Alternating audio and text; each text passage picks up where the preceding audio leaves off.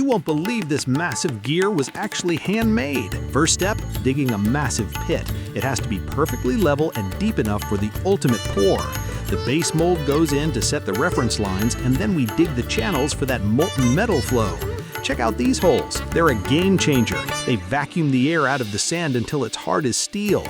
Time to build the walls using a special reference guide.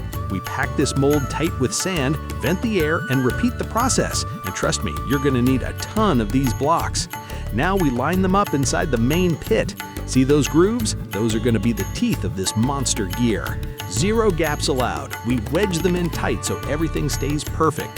The whole thing gets packed solid with earth for maximum stability. Time to prep the gear for the big pour. These soda can vents are the secret to a perfect casting.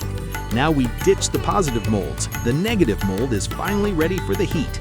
These gaps are about to be filled with liquid fire. One tiny mistake and it's game over. The center core is dropped in perfectly to create the hole for the shaft. We seal the top and prep the pouring holes to be 100% airtight. Time to bring the heat. These solid metal chunks are about to turn into glowing liquid. But you don't just start the fire, you have to feed the beast. The crucible moves in and we pour the molten steel straight into the mold. After it cools deep in the earth, we haul it out. This is where the real muscle comes in. We cut off the excess metal, and now this beast is ready for the CNC lathe. The crew uses diamond-tipped blades to get that surface razor smooth.